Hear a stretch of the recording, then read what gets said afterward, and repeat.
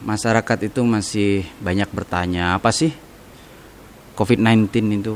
Bentuknya seperti apa? Benar nggak asalnya dari kelelawar? Kemudian apakah itu karena Batman yang sakit hati gitu ya? Jadi nggak tahu ya, siapa. itu jadi meme banget tuh sekarang.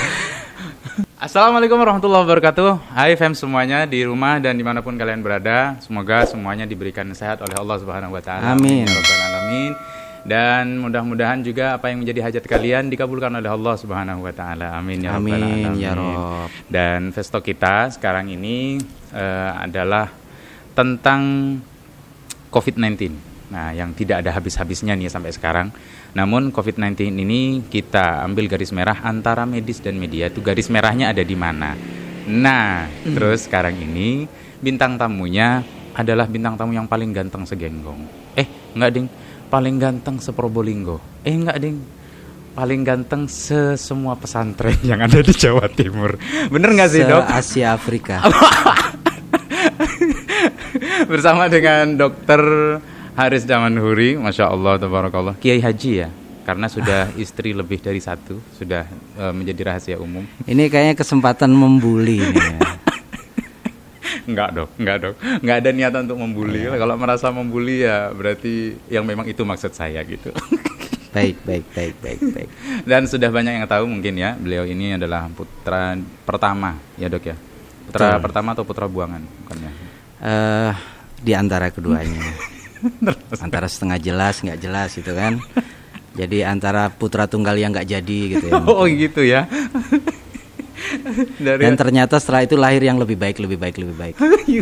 Iya, kan kita sempat kemarin tuh waktu ada nih sudah festoknya dan luar biasanya sih tanpa disangka-sangka dalam satu hari 24 jam ada sudah 1000 viewer nih dari adik beliau yaitu Gus Eeng, dan itu betul-betul luar biasa, berarti memang sudah punya mahabbah tersendiri kayaknya. Top. Ya dok ya.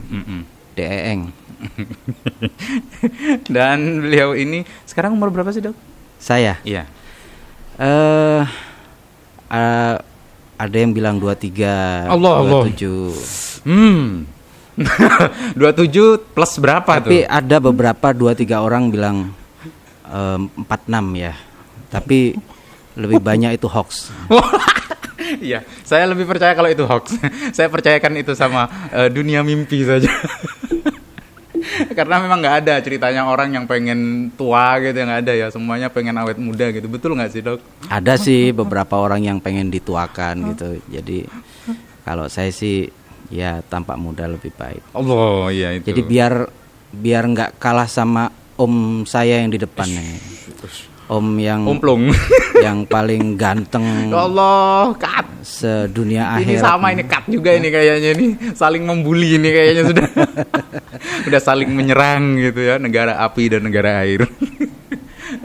Terus kalau resepnya awet muda gini gimana sih dok? Kalau udah kepala berapa sih? Kepala 3 ya, kepala 2, kepala 4. Kepala 4 ya. Tapi Kepala masih 4. fit banget. Terus beliau ini juga goesnya juga banget rajinnya, terus juga nge-gym juga kan gitu ya dok ya. Terus ada resep rahasia nggak sih yang bisa di-share gitu sama fans? Saya sih nggak merasa muda ya, karena memang udah tua gitu aja, nggak merasa muda. Tapi kelihatan prinsipnya sih sebenarnya kalau kepingin orang Madura bilang itu serak ya. Jadi nggak cepet-cepet amat tua, itu betul. Banyakin hobi.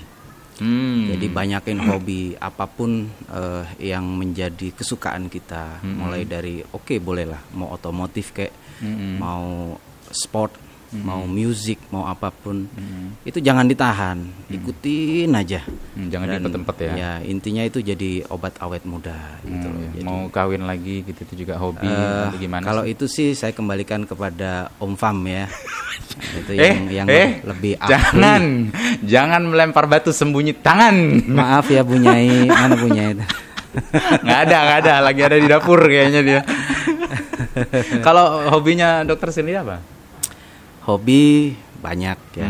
Memang saya usahakan sebanyak mungkin bisa saya lakukan untuk mengisi waktu. Paling yang dihobiin dari muda gitu. Nggak ada sih, hobi saya hanya prinsipnya pengen berkumpul dengan banyak orang, pengen mengenal banyak orang agar bisa belajar dengan banyak orang, dan belajar itu memang seumur hidup prinsipnya. Jadi dengan kita semakin banyak kesempatan kita mengenal banyak orang, ketemu banyak orang, kita banyak belajar. Nah itu. Mau dari yang muda sekalipun kita bisa belajar dari mereka yang muda-muda. Jadi misalnya otomotif, motor, mobil, apapun. Di musik juga bisa kita punya banyak kesempatan ketemu dengan anak-anak muda. Ada 24 lagu yang sudah terrekod, Masya Allah. Tapi nge-hang ya, Fems. Masih 2 level di bawah Om Fem ya. Enggak, bukan. Enggak. Ini bisa dijelasin nggak sih, katanya 24 lagu ya, Dok ya, udah 24 lagu yang sudah terrekod, tapi katanya kemarin sempat hang atau mungkin hilang dari memori yang ada di komputer atau gimana? Oh iya, enggak juga sih sebenarnya. Hanya -1-nya saja yang kemarin hilang. Oh, tuh kan saya aja nggak paham, Dok, -1 itu apaan. Bener serius nih -1. Beliau ini passionnya -1 itu kurang 1. Berarti kurang 1 katanya orang Jawa itu nggak jangkep. Berarti nggak jangkep tuh gila. Setengah berarti ya. Separuh. Tak pate beres. Terus yang paling passion itu apa? Kan kalau kita lihat nih kan ya, koleksi tentang sepeda motornya, juga koleksi mobil juga ini. Dokter Haris ini Masya Allah, tabarakallah loh ya. Sampai saya ngerasa juga jiwa kemiskinanku berontak ini sampai ngelihatnya itu. Mobil tua Pak ya. Iya. Motornya motor tua juga. Jadi ya. Tapi kan yang gitu-gitu langka-langka kan, Dok. Jadi kalau langka juga mahal. Kalau passion khusus tidak ada. Karena memang semuanya hampir sama. Jadi hobi bisa otomotif, sport itu bisa jadi mulai dari sepeda, kemudian hiking, naik gunung, jadi mulai diving yang di bawah laut, snorkeling yang di permukaan, kemudian parasailing, terus bungee jumping, itu jadi hobi-hobi lama yang memang mungkin karena dulu adrenalinnya kebanyakan, jadi memang harus dilampiaskan, begitu diem jerawatnya keluar. Jadi tapi minimal kita bisa banyak belajar. Belajar dari orang-orangnya, belajar dari pengalamannya, belajar dari banyak hal lah. Jadi itu benar-benar jadi kesempatan saya untuk belajar dan bertemu dengan banyak orang. Intinya memang hobinya berkumpul dengan banyak orang, sehingga bisa tahu banyak sifat-sifat orang. Setiap satu kegiatan itu memungkinkan kita ketemu dengan orang yang berbeda, betul. Dengan orang yang latar belakang yang macam-macam gitu loh. Jadi ya dari situlah mungkin kita ini hanya bekal kita untuk hidup saja. Jadi sambil take and give lah dengan mereka. Prinsipnya itu ya silaturahmi, dan insya Allah itulah yang bisa bikin kita ya bisa dikatakan awet muda ya, terus kemudian memperluas wawasan juga ya, dan lain sebagainya. Berarti ya minimal itu berharga buat kita sebagai kepala keluarga nuturin anak-anak gitu. Iya betul. Berarti awet muda ini berarti yang efek samping ya, efek samping dari hobi berarti. Bisa ya. Jadi. Efek samping dari hobi. Kalau hobi itu sendiri yang terpenting adalah silaturahimnya itu kalau menurut dokter. Top. Ini yang paling bagus nih. Jadi kalau kalian mau punya hobi yang bikin untuk awet muda dan lain sebagainya, jangan lupa untuk selalu bikin dalam hati ini jiwa-jiwa silaturahim yang sangat kuat sekali. Dan cuma kalau terkait dengan awet muda, keren dan lain sebagainya, itu memang kita semua itu harus belajar banyak dari Abuya Falhasan. Masya Allah. Ini mau kemana ya? Saya itu datang ke sini itu bukan mau festokan sebenarnya. Mau belajar banyak, mau belajar banyak sama beliau. Mau ngebully ini ceritanya. Iya, berdekatan kayak gini aja sudah bikin saya tuh merasa muda gitu. Itu kan.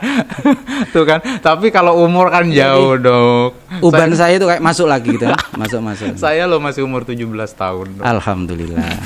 Selisih setahun lah sama kita ya. Peace. Udah jangan. Dan ini pernah dengar sih katanya benar atau enggak nih ya, fakta atau dusta nih, karena kita ada sesi ini sebelum kita masuk ke topik ya. Kan berkaitan pasti dusta. Sebentar dulu, belum di gimana. Ya Rabbi, ya Allah. Belum. Begini, katanya sih pernah mau beli otomotif pernah menjadi hobi, atau mungkin sampai sekarang jadi hobi ya, kalau kelihatan udah dari banyak koleksinya dokter nih. Pernah mau beli mobil tapi uangnya ngepas, tapi tetap aja dibeli. Fakta atau dusta nggak sih itu? Fakta sih. Fakta ya? Fakta itu. Padahal pasti itu asal ya ngomongnya. Dulu Saya sih dari muda nggak pernah bisa diem. Jadi dari SMP, SMA itu suka ngelakuin sesuatu yang menghasilkan terutama. Jadi kalau di desa itu yang bisa dilakukan kan nanam tembakau, bawang, apa aja lah, ngerjain apa aja yang bisa menghasilkan. Itu jadi kebanggaan tersendiri pada saat kita mendapatkan sesuatu tanpa harus dikasih orang tua. Iya, betul. Satu ketika keinginannya kuat banget, pengen punya mobil. Itu kan pada zaman itu. Tahun berapa sih? Tahun berapa ya? Saya masih SMA lah, SMA akhir.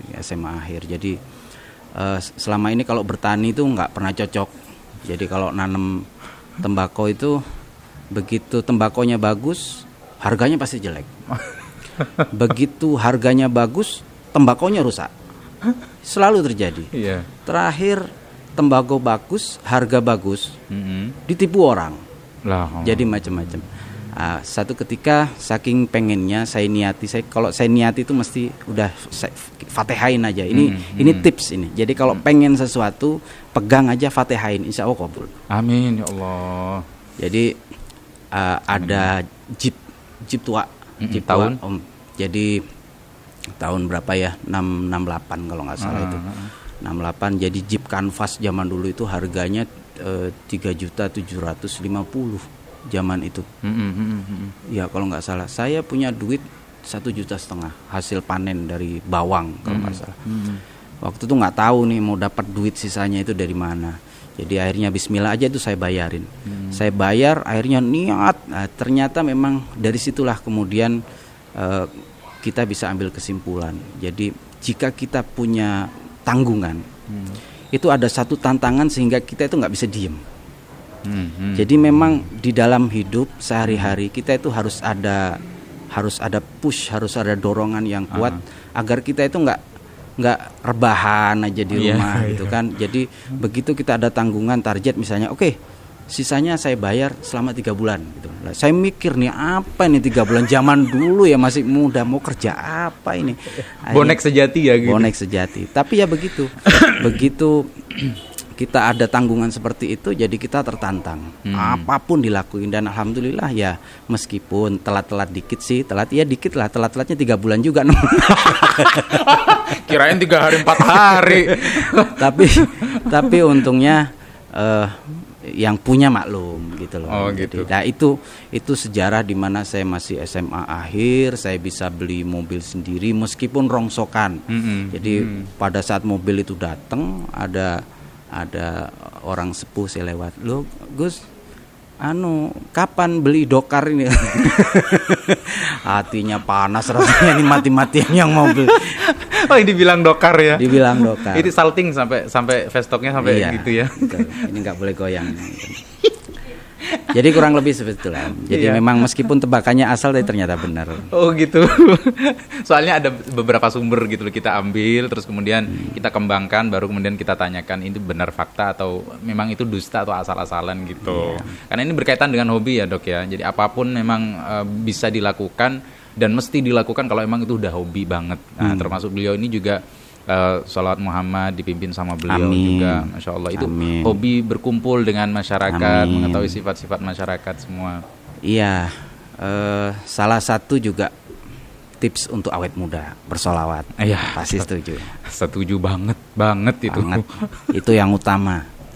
Tapi memang prinsip manusia harus punya kesenangan, manusia harus punya hobi agar tidak fokus hidupnya. Jadi tidak fokus kepada hanya urusan keluarga dan lain sebagainya. Jadi hobi itu bisa macam-macam. Sholawatan juga bisa jadi hobi. Hobi yang lain menyenangi sesuatu. Bukan berarti ini kemudian hanya terkait dengan duniawi ya. Tetapi passion terhadap sesuatu itu tidak hanya terkait dengan nilai harta. Tetapi kita menyenangi sesuatu itu karena memang pure, murni.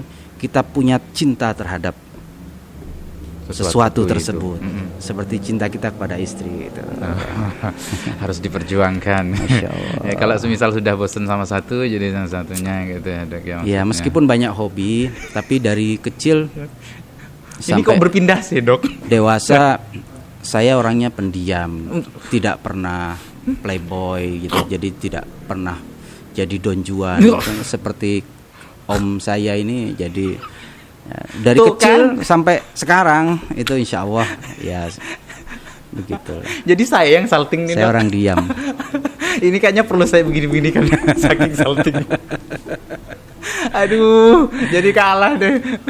Kalau memang sudah berbicara dengan beliau nih, yang sudah sangat sering sekali bertemu dengan banyak orang, termasuk juga pernah nih, beliau ini fakta atau dusta nih dok? Nih mau tanya nih, katanya sih pernah ngikut salah satu sinetron dan berperan sebagai seorang ustadz atau kiai ya waktu itu.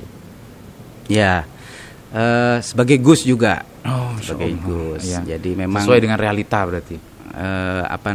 Melakukan sesuatu yang belum pernah kita lakukan itu sesuatu yang luar biasa.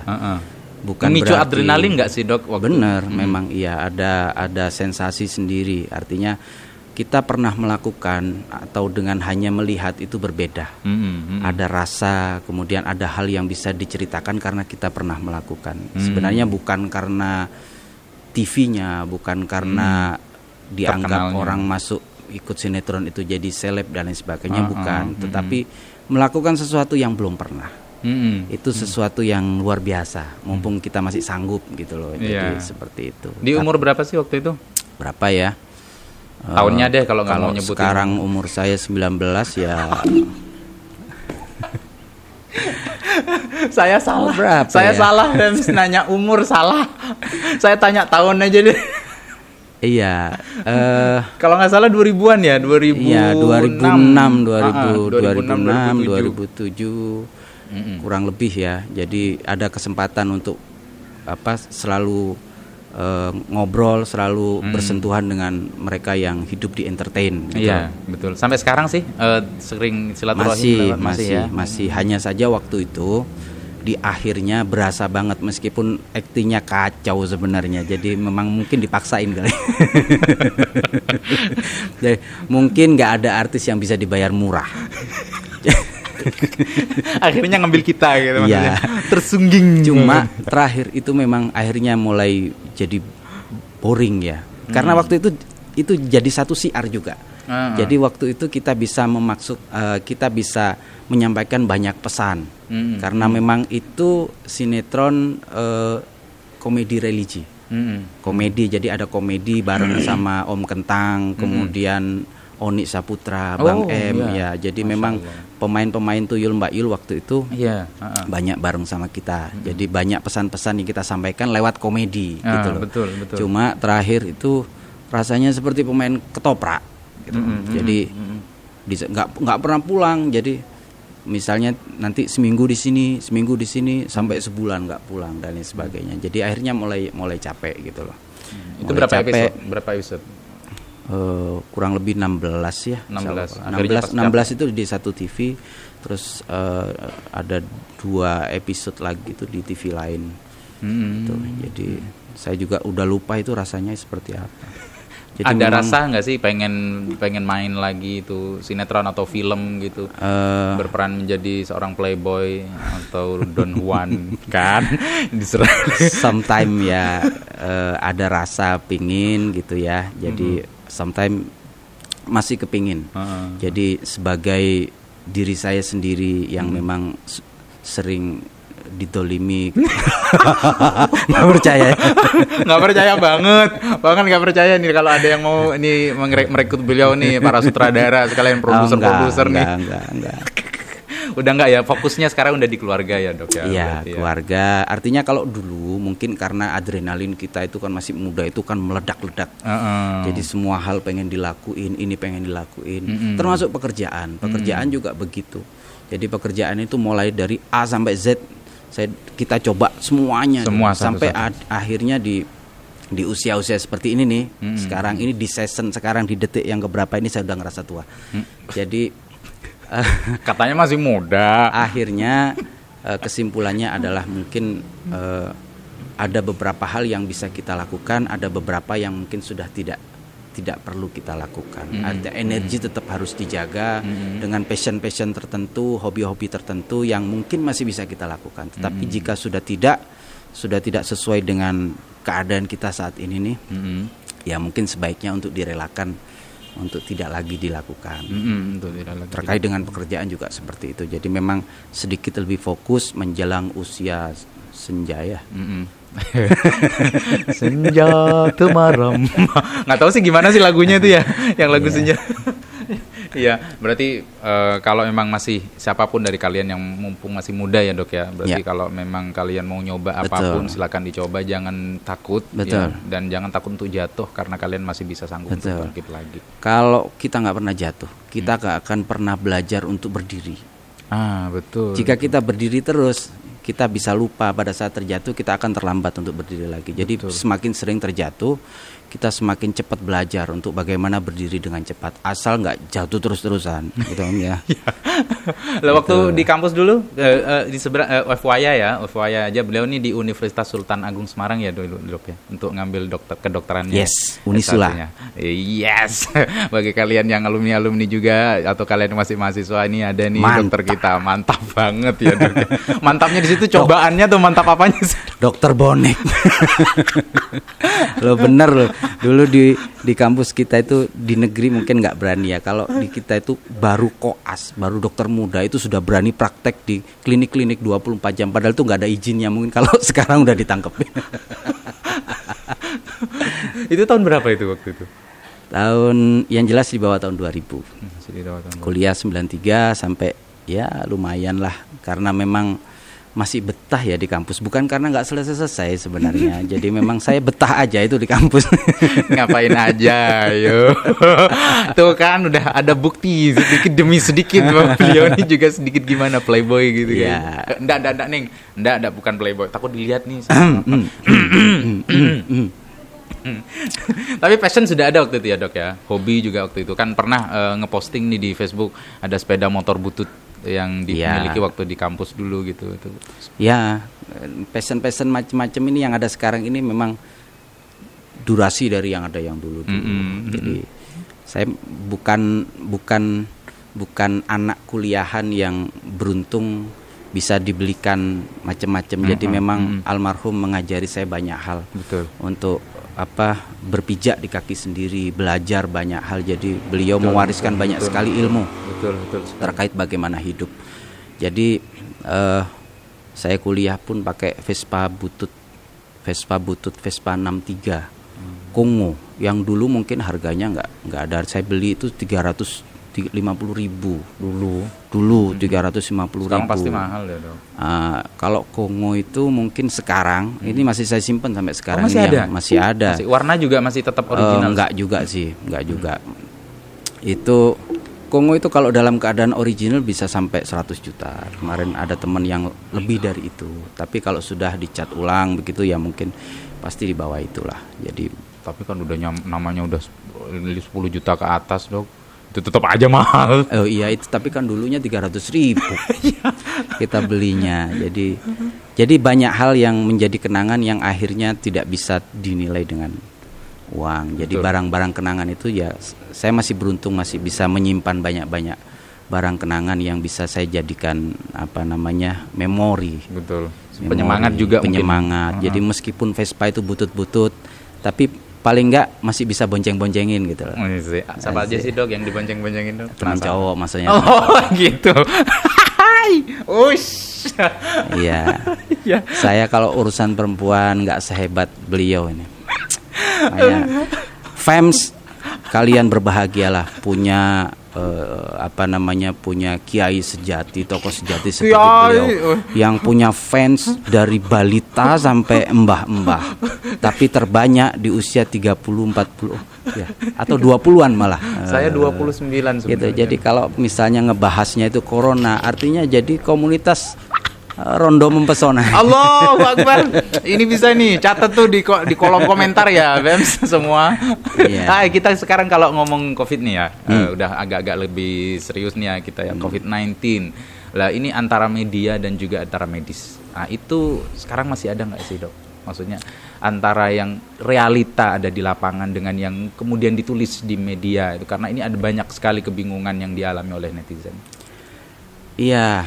Masyarakat itu masih banyak bertanya, apa sih COVID-19 itu, bentuknya seperti apa, benar nggak asalnya dari kelelawar, kemudian apakah itu karena Batman yang sakit hati gitu ya, jadi nggak tahu ya, siapa. Itu jadi meme banget tuh sekarang. Iya, jadi sebenarnya boleh ya saya cerita sedikit. Silakan. Jadi coronavirus ini, COVID-19 ini kan yang disebut 19 berarti 2019 ya. Itu diketemukan di Wuhan, di Cina.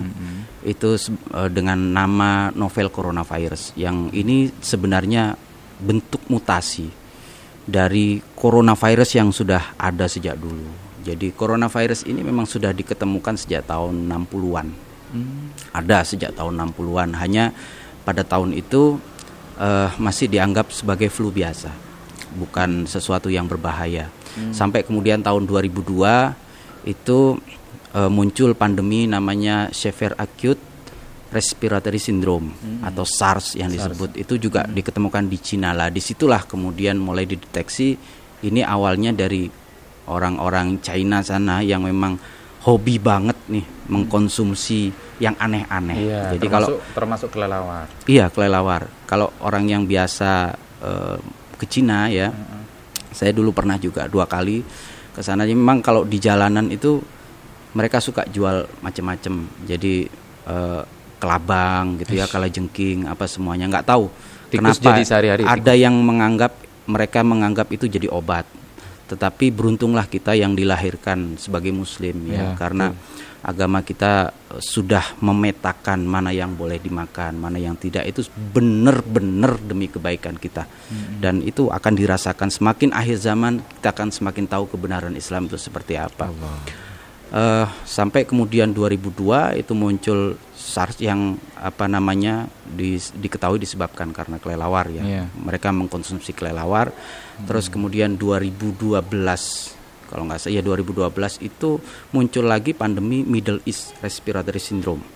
Jadi sama, ini coronavirus juga yang diketemukan di Middle East, di Saudi. Penularannya itu lewat onta kepada manusia. Jadi ternyata sejak tahun 2002 virus ini sudah menjadi zoonosis. Artinya zoonosis itu yang virus yang bermutasi bisa menularkan dari hewan kepada manusia.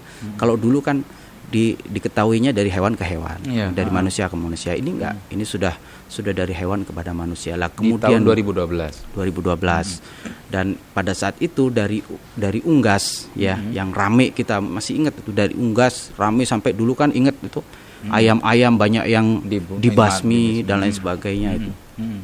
Lah sekarang ini kemudian diketemukan sebagai bentuk yang dinamakan novel coronavirus. Jadi ternyata virus ini sudah bermutasi sedemikian rupa.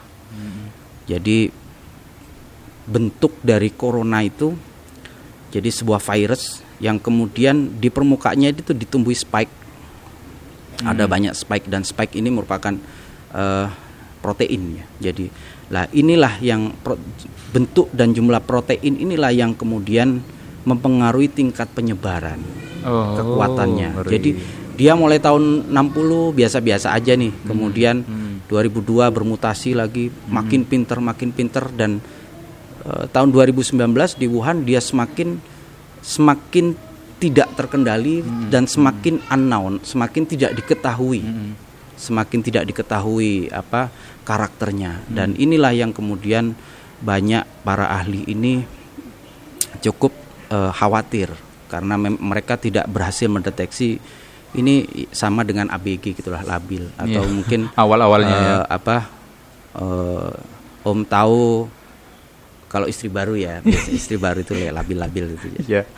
Jadi ada perasaan-perasaan labil. Jadi kayak virus juga ada labil-labilnya juga dong. Iya, jadi itu yang kemarin ditakutkan. Jadi kurang lebih seperti itu. Dan kemudian kenapa sih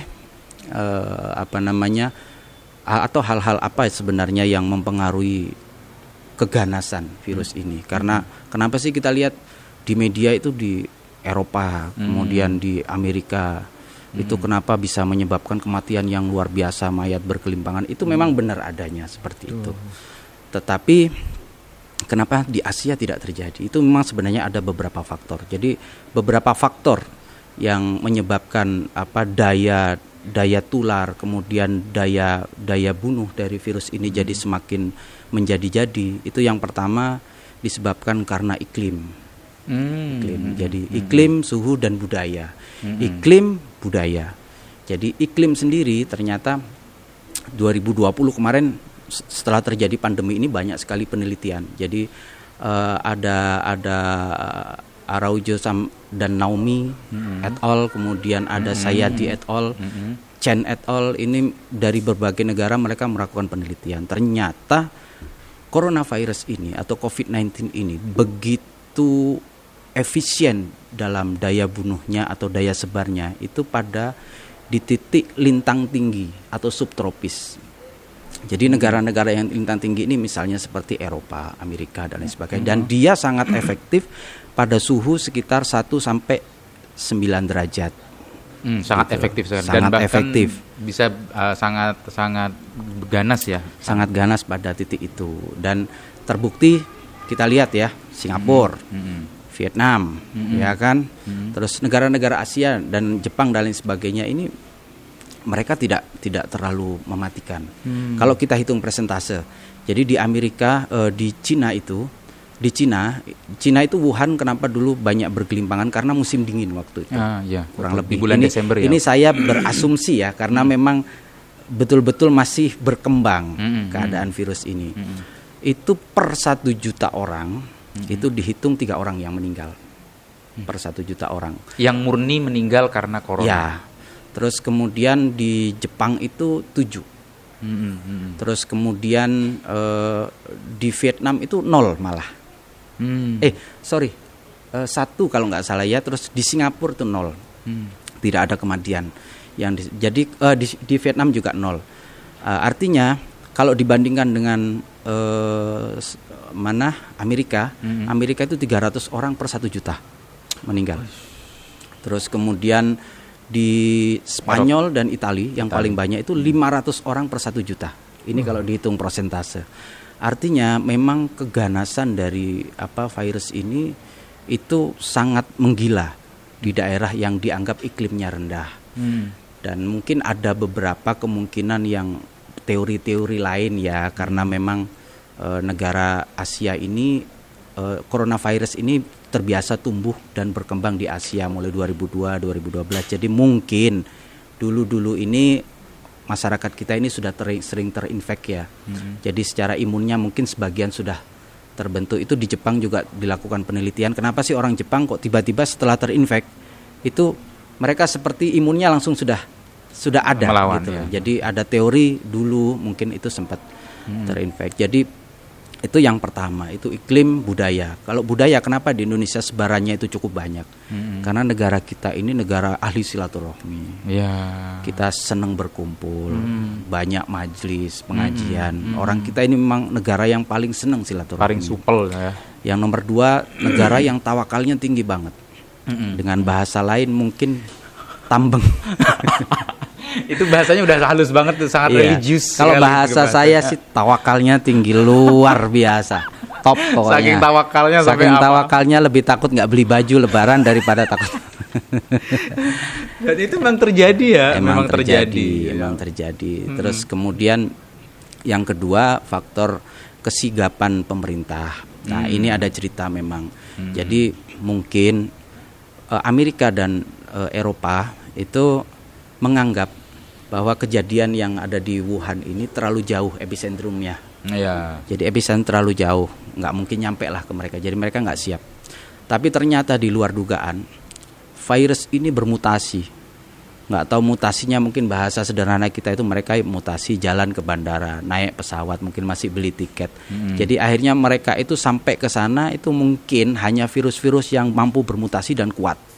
Jadi begitu nyampe di Amerika, mereka beradaptasi dengan cuaca yang sangat mendukung dan mungkin secara genetik juga mendukung. Akhirnya daya bunuhnya jadi luar biasa. Jadi ada berbeda secara struktur gitu loh. Jenis virus yang selama ini berkembang di Asia sama yang sudah nyampe di Eropa. Dan itu kita nggak tahu, ini baru teori ya. Teori-teori yang berkembang seperti itu. Dan secara genetik itu juga katanya juga berpengaruh antara ketahanan orang Asia dengan orang Eropa. Ya, ada yang bilang mungkin beberapa orang Italia itu banyak mengkonsumsi ibuprofen dan lain sebagainya. Tapi ini hanya sekedar teori saja ya. Teori. Kalau sama ibuprofen sendiri itu apa kaitannya dengan daya bunuh yang tinggi dari corona ini? Saya baru sebatas membaca teori ya. Ada satu teori yang katanya orang sana itu sama dengan kalau kita, anak-anak kita ini kalau sakit kan kita lebih banyak pakai paracetamol gitu. Di sana itu kecenderungannya mereka memakai ibuprofen bukan paracetamol. Ini baru sebatas teori, saya nggak tahu benar enggaknya ya, tapi ada beberapa teori yang mengatakan seperti itu, sehingga sangat rentan begitu ada coronavirus ini menyerang mereka, itu mereka lebih lemah gitu, mereka lebih lemah. Jadi, dan ada lagi teori faktor obesitas, kegemukan. Teori juga ya? Teori juga, tapi itu hampir dipastikan karena di Amerika itu tingkat obesitas sekitar 35% jumlah penduduk. Jadi 35%-nya itu kegemukan. Orang Eropa itu 20%. Tapi kalau orang Jepang itu cuma 5%. Ada 7%. Asia memang kurus-kurus. Seperti saya ini kurus. Sama, saya juga. Saya Asia, bangga dengan Asia. Go Asia. Jadi kurang lebih seperti itulah. Ada banyak faktor yang menyebabkan sehingga negara kita, ya ini negara kita. Jadi saya ingin menyampaikan di sini bahwa bukan berarti coronavirus ini tidak ada. Kita menyikapi sesuatu ini kan kita kita diberikan akal, kita diberikan hati dan akal, dikarunia itu oleh Allah untuk kita pakai. Betul. Artinya kita ya harus ngilmoni, kalau bahasa Jawanya kita harus ngilmoni bahwa memang keberadaan coronavirus ini ada gitu. Keberadaannya memang ada dan itu nggak bisa dipungkiri. Hanya saja kita beruntung, mungkin barokahnya para wali ya, karena negara kita ini memang ahli sholawat dan lain sebagainya. Ahli tahajud ya. Amin. Ahli zikir. Amin. Kembali ke yang tadi maksudnya kan tawakalnya tinggi. Iya, tawakalnya tinggi dan kita beruntung di negara tropis seperti ini kita hanya mengenal hujan, musim hujan dan kemarau. Ternyata daya sebar dan daya bunuh novel coronavirus ini tidak begitu dahsyat. Artinya ini juga sekedar teori ya. Ada beberapa teman-teman medis yang mengatakan juga ini sebenarnya off the record. Cuma kasus kematian tahun kemarin sama tahun sekarang itu ternyata memang 11-12. Artinya ada beberapa yang mulai menyaksikan apakah betul secara single coronavirus ini betul-betul mematikan, karena selama ini yang banyak terjadi ya memang komplikasinya, mereka punya jantung dan lain sebagainya. Tetapi jangan kemudian ini dijadikan ini sekedar teori, jangan dijadikan pijakan, tapi kita harus yakin bahwa coronavirus memang ada. Memang ada. Betul. Jadi ada, dan kebetulan memang di negara kita ini tidak potensinya itu tidak segawat seperti yang kita lihat selama ini di media-media gitu. Di media-media itu kan serem banget itu bergeletakan. Itu sampai kan kemudian ini Dok, sampai kan ada sebuah kampung atau di sebuah RT yang kemudian kalau ada yang meninggal padahal juga ya dia juga belum tentu kan positif corona gitu ya, atau mungkin sudah positif corona karena pengaruh dari media ini. Betul, sehingga membuat ada ketakutan tersendiri bagi mereka. Suruh pindah, diusir sampai kemudian petugas medisnya juga dipukuli. Jadi media itu kan akhirnya jadi pisau bermata dua. Jadi semacam pisau bermata dua. Artinya kita bisa mengambil zaman sekarang nih, mulai dari anak kecil sampai orang tua, mau profesi apapun sudah bisa mengakses tentang apapun, belajar tentang apapun lewat media. Itu kelebihannya. Kekurangannya adalah kemudian banyak masyarakat kita, orang-orang di sekitar kita ini yang kemudian menelan mentah-mentah. Artinya begini loh, ini kalau misalnya saya tanya ini sama Kiai Fal Hasan nih, belajar agama itu kan harus ada sanadnya. Betul. Kita ngamalkan sesuatu kecuali sholawat ya, itu harus ada sanadnya. Artinya ilmu itu harus jelas sanadnya. Sama dengan kita belajar, termasuk misalnya sekarang terjadi pandemi COVID, ya kalau mau belajar itu yang jelas-jelas kepada laman-laman yang sudah sudah resmi, misalnya nih mau belajar tentang COVID, buka aja lamannya UNER, Fakultas Kedokteran UNER. Kemudian ini banyak penelitian-penelitian yang bisa dibuka seperti daripada kemudian masyarakat kita begitu ada satu berita kita nggak tahu itu hoax apa enggak langsung di forward. Nah, langsung di forward. Ini jadi seperti pisau bermata dua gitu loh. Jadi satu sisi kita bisa belajar banyak dari media, di sisi lain kita bisa dapat musibah dari itu. Dari media. Jadi ini akhirnya banyak informasi yang diterima oleh masyarakat itu nggak benar, gitu loh. Betul, dan banget. Dan wajar lah, mungkin karena ini sesuatu yang baru buat kita. Jadi kita dituntut sama-sama sabar, sama-sama belajar, gitu kan. Itu saja sih sebenarnya. Cuma yang harus kita yakini bahwa memang keberadaan ini ada. Virus corona ini memang ada, hanya saja memang tidak semematikan seperti yang kita lihat di media-media itu. Jadi tetap kita dituntut untuk bijak untuk menghadapi itu ya. Terus kalau seperti yang kemarin ini kan ada salah satu mantan menteri yang menjadi viral banget itu tentang pernyataan dia bahwa dia menolak konspirasi tentang penyakit-penyakit yang akan dimasukkan ke Indonesia sehingga ditutup-tutupi atau bagaimana, itu tanggapan dari Dr. Haris sendiri gimana? Setiap sehingga itu orang menjadi ke masyarakat itu juga akan menjadi ini benar-benar nggak ada, ini udah gitulah.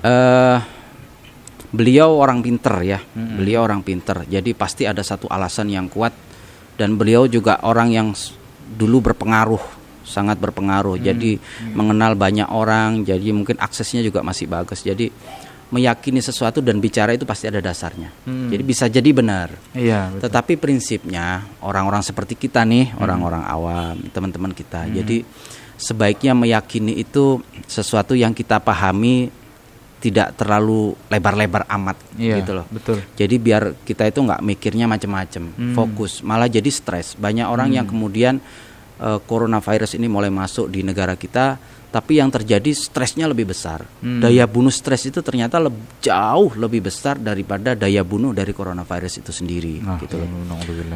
Karenanya ini sedikit sekilas saja. Jadi memang COVID-19 ini di Indonesia itu beberapa ahli kemarin itu memperkirakan puncak pandemi itu di pertengahan puasa sampai Lebaran.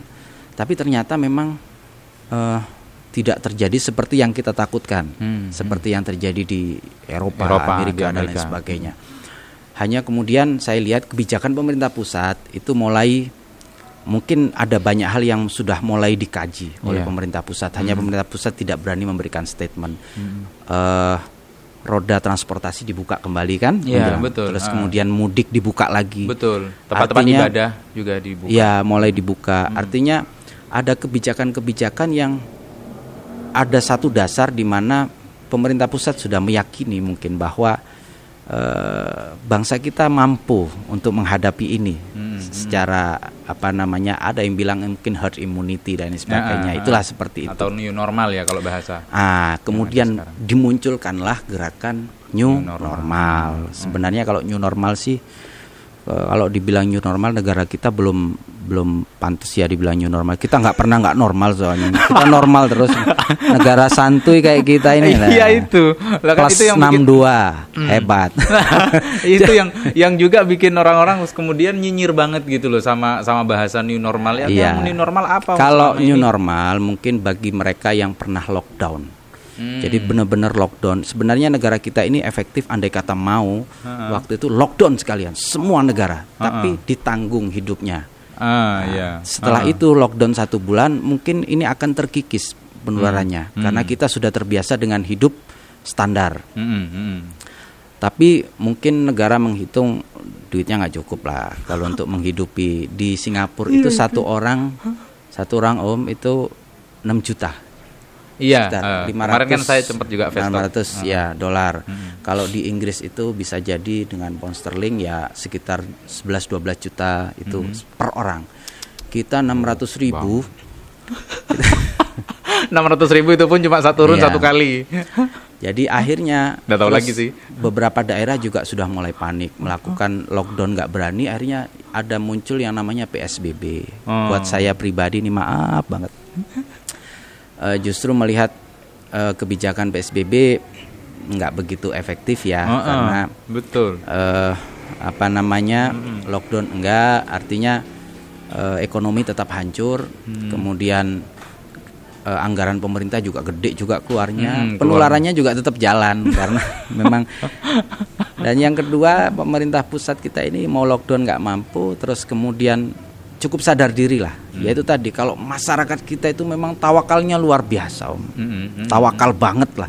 Jadi meskipun ditakut-takuti dengan macam-macam, di pasar tuh santuy aja, boncengan sama istrinya sama anaknya, nggak ada yang pakai masker. Walaupun dipisah-pisah juga tempat-tempat jualannya gitu, tapi kan masyarakat yang belinya kan juga mereka kumpul ya satu dengan yang lainnya gitu. Terus menurut dokter nih ya, mungkin hampir ke akhir ini, apakah pemerintah ini memakai sistemnya itu, memakai sistem dites dulu, jadi tanda kalau misal ini beria atau bagaimana, baru kemudian ini kalau kok besar, akhirnya bikin kebijakan. Artinya tidak dibuat kebijakan secara matang, bener nggak sih? Gitu. Ya memang karakter bangsa kita dari dulu seperti itu. Siapapun pemimpinnya itu selalu begitu. Tapi saya cinta Indonesia loh ya. Iya, kita tetap cinta Indonesia. Tetap cinta Indonesia. Ya. Jadi selalu dilakukan tes case. Itu iya betul. Dan mesti dilihat reaksi masyarakat seperti apa. Soalnya bangsa kita ini sulit diduga reaksinya itu karena di era keterbukaan seperti ini.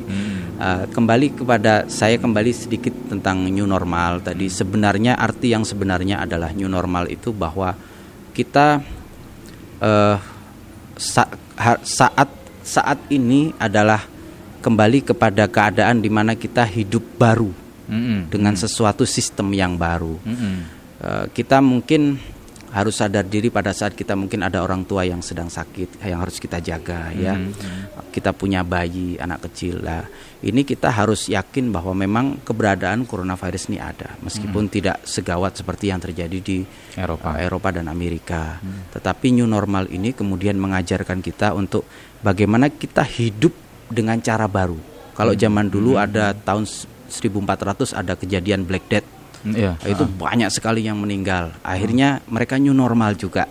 Mereka new normalnya akhirnya karena kekurangan tenaga kerja, gaji tenaga kerja jadi tinggi, standarnya dinaikkan. Terus kemudian ada flu Spanyol. Flu Spanyol itu dulu sebelum itu orang meludah sembarangan banyak meludah gitu 17-20 kalau nggak salah. Ya itu terus kemudian muncul new normal mereka, itu tidak boleh lagi meludah sembarangan. Mereka mulai bermasker lah.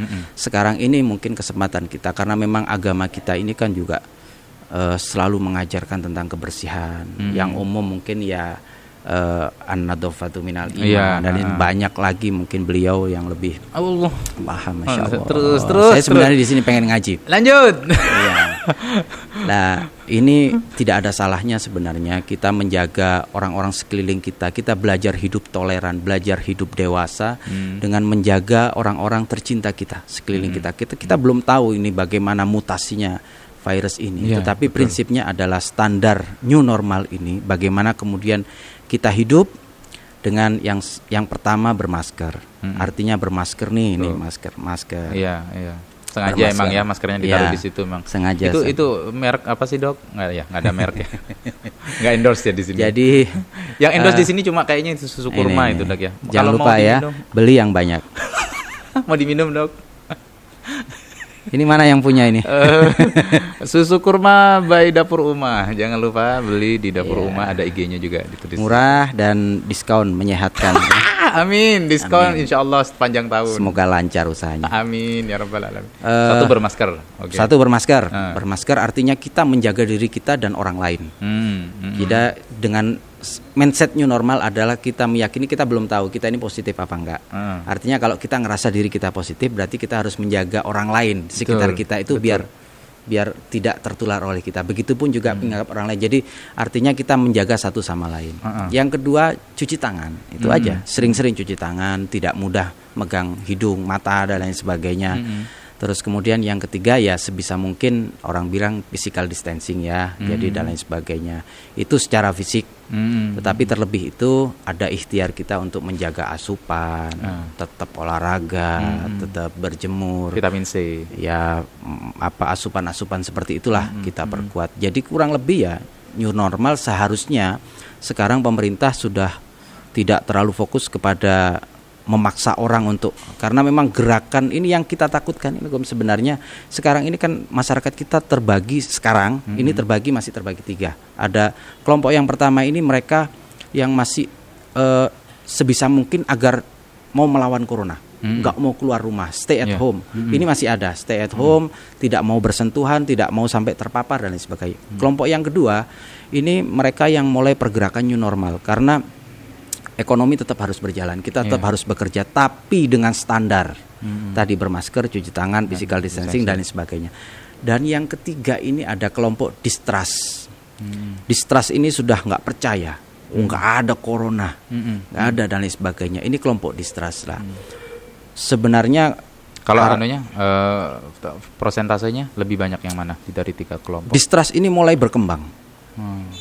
Kita lihat masyarakat bawah terutama di Surabaya, mungkin di daerah itu sudah banyak sekali yang distrust. Tokoh juga ya banyak begitu. Lah mungkin ada baiknya pemerintah saat ini lebih fokus kepada untuk memberikan edukasi kepada kita harus sadar diri, kita menujunya itu ke kehidupan new normal. Hidup bekerja lagi, tetap produktif di masa pandemi. Kita tetap produktif, bisa bekerja, menghasilkan sesuatu, tapi dengan standar. Misalnya nih pemerintah mewajibkan, ayo mau masuk ke mall, mau masuk ke Pujasera, mau masuk ke kantor-kantor, itu wajib pakai masker. Masuk ke pasar, kalau misalnya di mall ada yang nggak pakai masker, udah tutup mallnya aja, jangan asal main denda orangnya, gitu loh. Kalau cuma orangnya doang yang didenda-denda, ya tempatnya melakukan pembiaran seperti itu percuma gitu loh. Jadi memang harus ada ketegasan. Jadi kalau memang ada mall yang kelihatan orang nggak bermasker di situ, terus kemudian yang disalahkan orangnya aja, percuma. Jadi mall tempat-tempatnya inilah yang harus punya standar. Misalnya betul. Di masjid, oke lah, masjid harus buka dong. Kemarin kita yang membuat masyarakat kecewa itu salah satunya itu. Kenapa mall itu tetap dibiarkan buka? Masjidnya malah ditutup. Akhirnya karena itu pergerakan itu akhirnya bikin distrust. Muncul distrust lah. Fokus pemerintah itu ada baiknya sekarang bagaimana kemudian orang yang sudah terlanjur distrust, kehilangan kepercayaan ini diberikan edukasi untuk berstandar. Betul. Agar kita ini satu sama lain bisa saling menjaga. Karena sejatinya bangsa kita itu adalah bangsa yang toleran untuk memahami satu sama lain, dan itulah kelebihan bangsa Indonesia. Apapun orang bilang jeleknya bangsa kita, Indonesia tetap jaya. Is the best. Is the best. Ya, gitu. Terima kasih banyak. Kurang lebih seperti itu. Ini sangat banyak sekali, sudah pesan-pesannya juga mungkin sudah bisa disampaikan ke para BEM sekalian, netizen yang budiman semuanya, dan ini harus dilakukan ya Dok ya. Ini mau pandemi atau tidak, mungkin ini sudah memang gerakan bagi kita untuk gerakan bermasker, cuci tangan, dan kemudian physical distancing. Amin. Ya, ini sangat pengen terus nih sebenarnya, karena sangat berharga sekali nih Dok, tapi apalah daya kayaknya mungkin takutnya juga dokter sibuk gitu. Terima kasih. Iya, saya justru yang terima kasih. Diberi mohon maaf juga ini baru Iya, soalnya kita ngundang beliau ini udah lama banget, dan ini sudah yang minta beliau ini sudah banyak banget dari teman-teman, baru bisa apa ini minta apa ini? Untuk bisa vestok dengan minta yang lain. Oh udah. Itu sudah urusan personal masing-masing. Terima kasih banyak sekali lagi Dok. Mohon maaf kalau banyak kekurangan. Silakan. Iya, mohon maaf juga buat sahabat FEMS ya. Jadi dengan segala keterbatasan mungkin ada ucapan yang nggak pantas dan lain sebagainya. Jadi kita semua juga manusia. Yang kurang cuma satu Dok, belum diminum susunya. Oh iya, Bismillahirrahmanirrahim. Ini kalau ini harus dilihat sama yang punya nih. Maksa ini kayaknya. Susah banget. Yang lihat nih mana ya? Tolong dilihat ya sama Dapur Uma, ini kita lagi minum susu kurma asli ya. Kita rasakan bersama tanpa pengawet. Ini udah direview belum ini? Belum pernah. Bismillahirrahmanirrahim. Tapi sudah pernah sih kayaknya, enggak tahu sama siapa. Harus bunyi nih. Luar biasa. Mantap. Yang ini rasa madu, Dok. Rasanya mirip susu ya? Susu apa? Oh, ini emang susu ya? Kayaknya lah bahasannya kalau kita bahas susu kayaknya sensitif banget. Allah, astagfirullahaladzim. Apa saya ya? Aku benci pikiranku. Ya Allah. Susu sapi. Iya, Pak. susu sapi, Pak. Bukan susu kurma. Iya, tapi susu sapi ya. Susu Oh iya sapi, benar, Pak. susu sapi ya. Pak. Terima kasih banyak sekali lagi, Dok. Baik, sama-sama. Dan terima kasih Terima banyak kasih. juga para BEM sekalian yang sudah nonton kita, Vestalk kita kali ini dari depan sampai belakang. Dan jangan lupa di-subscribe, dan jangan lupa kalau kalian memang suka dengan konten kita kali ini, jangan lupa di-like di bawah dan di-share juga silahkan ke medsos manapun yang kalian tahu. Dan kemudian kalau ada pertanyaan, ada komen ataupun apapun, silahkan kalian komen di bawah sini. Kalau ada yang mau ditanyakan, nanti kita akan kirimkan kepada beliau, Dr. Haris. Terima kasih banyak sudah nonton, dan mohon maaf sekalian semua, jaga diri di rumah masing-masing, tetap jaga kesehatan. Assalamualaikum warahmatullahi wabarakatuh. Bye, BEMS.